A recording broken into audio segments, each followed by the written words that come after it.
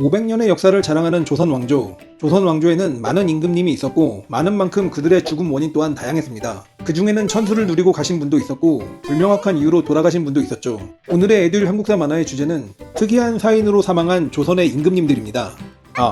주제가 사인이라고 해서 하는 말인데 이 사진은 제 사인입니다.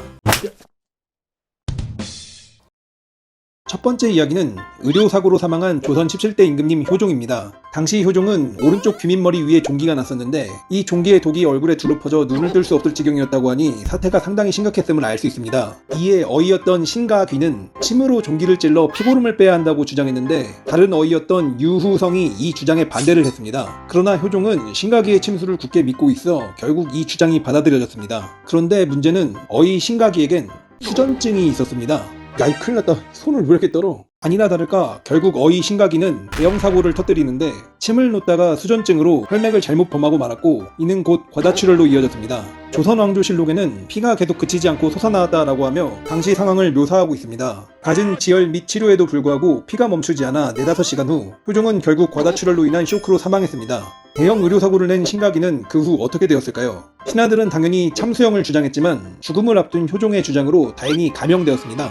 효종은 작년에도 엉덩이에 종기를 앓았었는데 신가기의 침술로 효과를 봤었다고 합니다. 마음 따뜻한 효종의 배려로 참수형을 면한 어이 신가기는 다행히 교수형으로 인생을 마무리 짓게 되었습니다.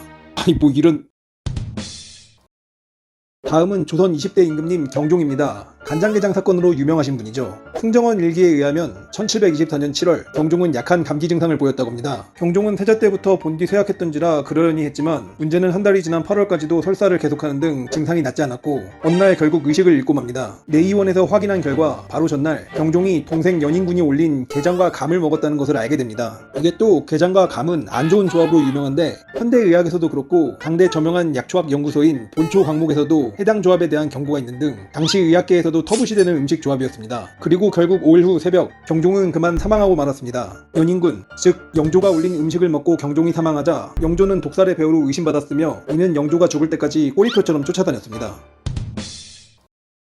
마지막 이야기는 26대 임금이자 격변하는 시대의 흐름 속에서 생을 마감한 비운의 군주 고종입니다. 고종은 평소처럼 밤중에 항상 간식으로 즐겼던 식혜를 마시고 잠을 잤는데 그 후 갈증을 느끼고 깨어나 차를 마신 뒤 복통을 호소하다 피를 토하며 사망했습니다.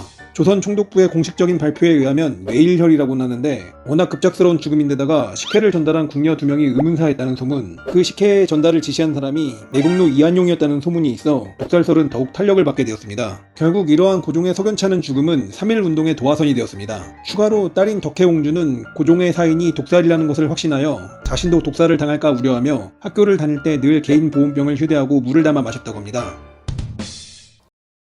자 여러분, 오늘 영상도 재밌게 보셨나요? 조선왕조실록에는 효종처럼 종기로 고생한 임금님 이야기가 굉장히 많이 나옵니다. 총 27명의 임금님들 중 12명이나 종기를 앓았고 대부분 그것이 원인이 되어 죽음을 맞이했습니다. 이런 것을 보면 우리는 당장 동네 약국만 가도 얼마든지 항생제를 구매할 수 있는 시대에 살고 있으니 그것만으로도 정말 감사하다는 생각이 듭니다.